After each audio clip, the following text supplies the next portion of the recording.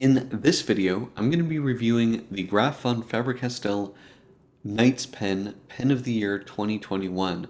I'll go over the specs, I will do a writing sample, and I'll tell you what I like and don't like about this pen coming up.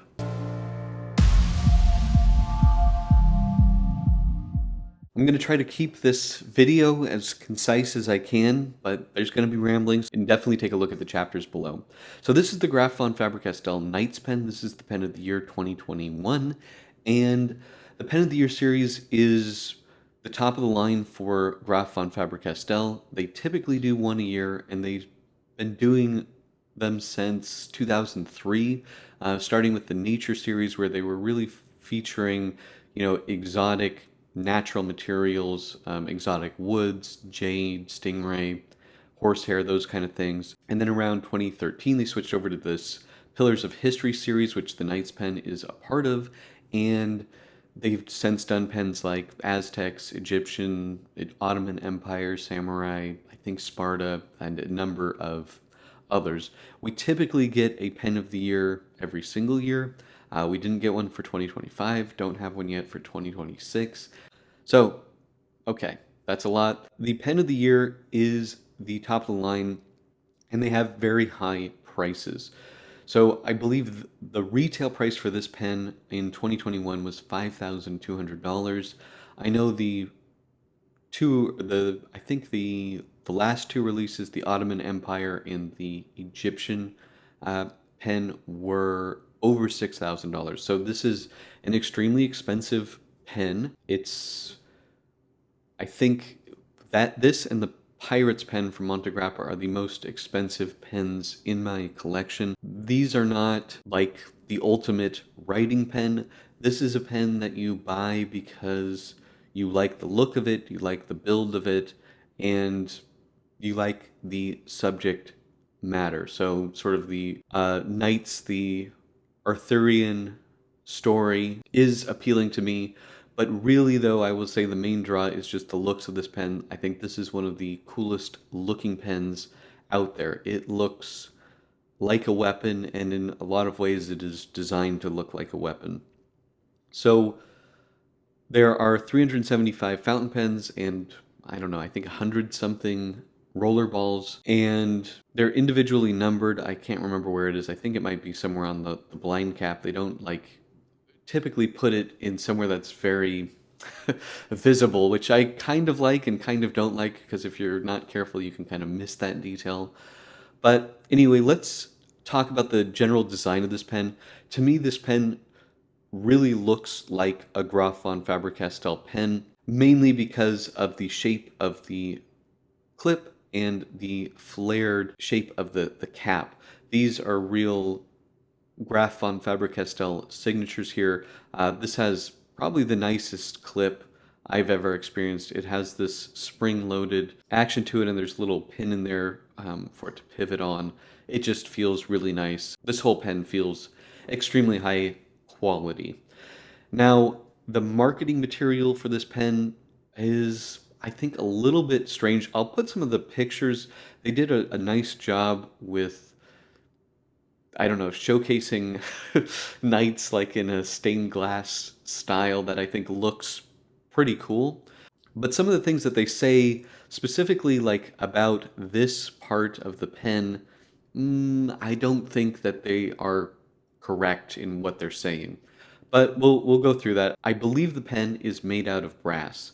They'll tell you this is Damascus steel, but when I look at it, I just think there's literally no way that this is Damascus steel. Damascus steel is like very thin, layered steel, and this to me just looks weird. It doesn't, it kind of has a Damascus look to it, but it doesn't seem quite right. And then the layering is all there's only two depths to it, and it just looks like something that was maybe done with the CNC machine, which is my guess.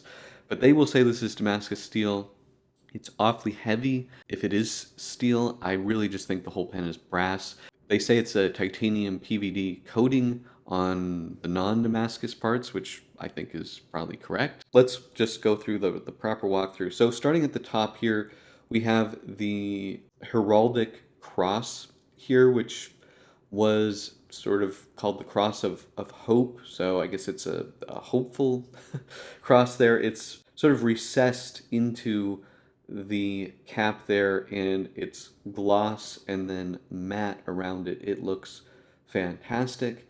And then we can see outside it says Graf von Faber-Castell.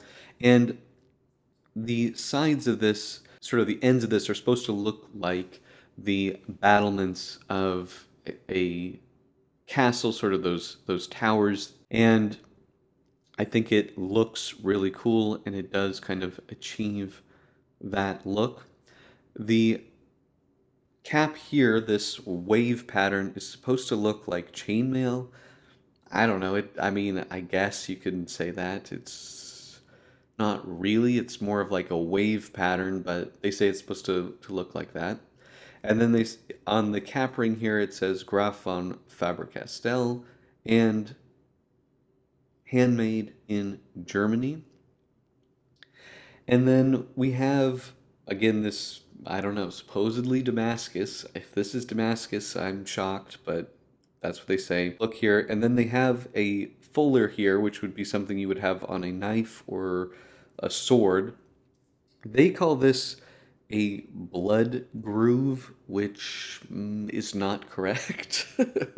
But I think that this is really designed to look like a fuller, which makes a sword or a knife lighter. But anyway, they call it a blood groove, which no, I don't think that's a thing.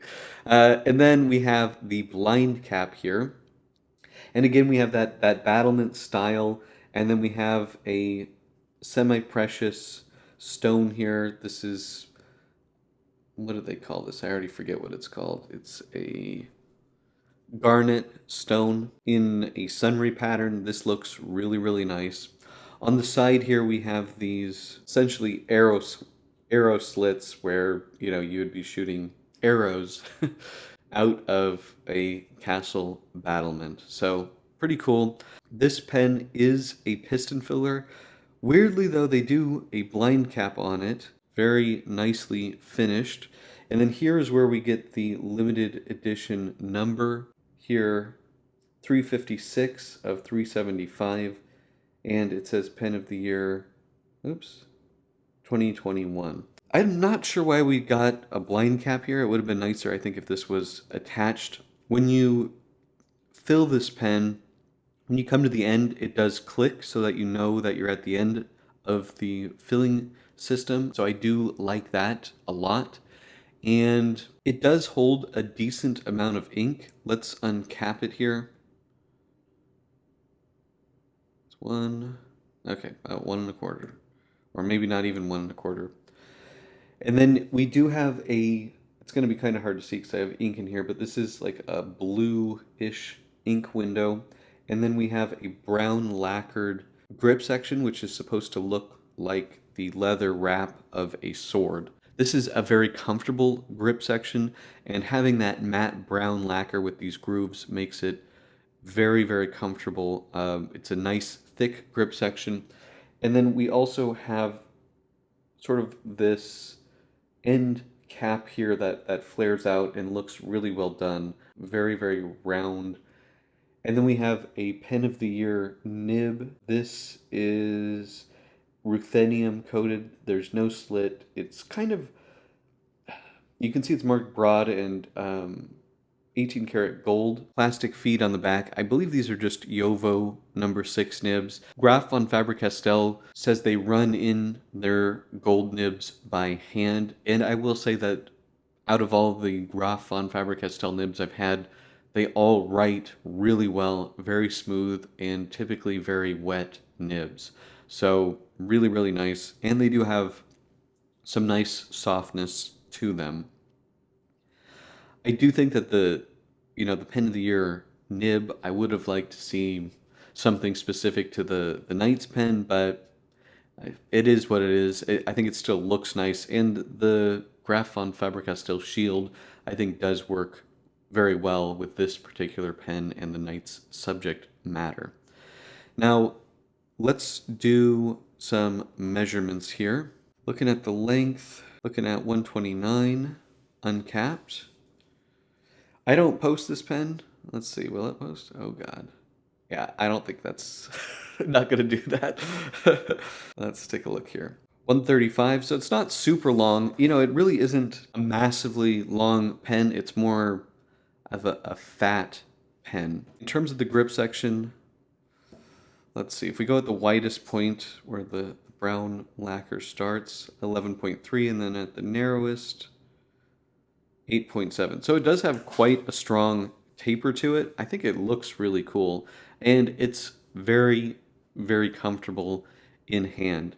Now, the one area where the comfort hurts a little bit is the weight. So we're looking at 60, almost 69 grams uncapped.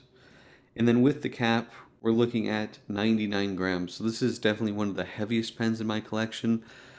I can get about an A5 page of writing out of this before I'm starting to feel a little bit tired. So the weight is unquestionably a downside to this pen.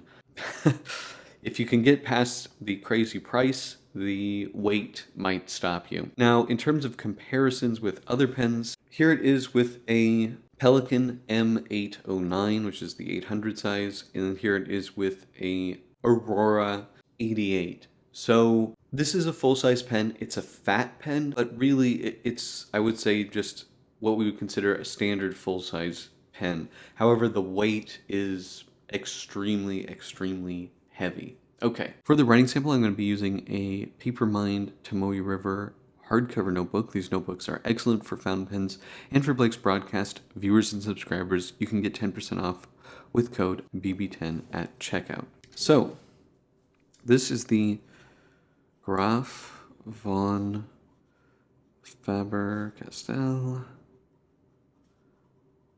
Knights. And this is broad, and this is Hiroshi Suku Yamagiri? I can't remember. It's their brown ink. So,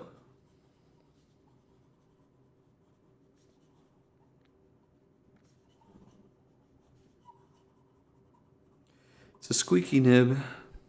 Let's do fast writing.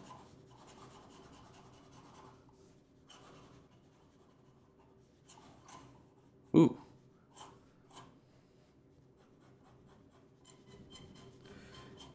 She sings. Well, this is my first time doing fast writing, and that's interesting. It shoots ink. Okay. Well, that's interesting. This would be the first time I've ever had a pen do that on me. In normal writing, I've never had that issue. In terms of flexibility, you can push on it a bit. It's pretty soft, so you can get some line variation, but in normal writing, you're not really going to get that. But I would just think of it as a very soft, bouncy nib. Reverse writing, yeah. I mean, I wouldn't say it's super smooth, but I don't feel it like really catching. And you have a very big difference between the, right side up and the upside down there. So very nice. I'm very interested about this. That's quite surprising. Yeah, it definitely does that. Well, I would say in normal use, the performance is basically flawless. This pen seals really well, but for fast cross strokes, it shoots ink. So that's not amazing. So what are my pros and cons for the Graf von Faber-Castell Knights pen? Well, in terms of pros, I think this is one of the coolest looking pens out there. It is very well made, and it feels high quality in the hand, and it has a very smooth, wet nib that is a pleasure to use. Now, in terms of cons, there are a lot of cons with this pen. Number one is the price. These are insanely expensive. $5,200 retail is kind of nuts for a pen. It's extremely heavy. It's almost 100 grams, which, For me, I can get about a page, an A5 page, and then I'm a little bit tired. So I can do one page of journaling, but that's kind of it, and then I'm done. um, in terms of the nib performance, we did see that the cross strokes spray ink, so I don't know what that's about. I probably need to get that adjusted. In normal writing, I don't have any issues, but that was not the most lovely to see. One thing I didn't mention in the review is that this pen comes in the most enormous, ridiculous box you've ever seen. It's like this big, and I have to store that because this is an expensive pen, and if I ever decide to get rid of it, which I might, I need to hold on to it. It does have this beautiful black lacquered wood with like a 6-pen tray in it. It is a very nice object. I don't want it though, and I don't want to pay for it. If you could take $500 off this, I would gladly do that to not have the enormous box. So that's really annoying. They say it's Damascus steel, which I don't think it is. That's a con to me. I also don't love the way that the clip doesn't line up with this dimple. That seems to be the case on all of these because I've seen other pictures of them and they don't line up perfectly, so it's always a little bit off. But that's pretty much it. I do think this is a really cool pen. It's not something I would ever recommend to anyone that isn't, a lunatic, but it's a very cool object, so I thought it was still worth sharing. Do you guys have this pen or any pen of the year? Please let me know in the comment section below. If you like this video, please hit that like button. And if you want to see more fountain pen paper printing videos, please hit that subscribe button. Thank you so much, and until next time.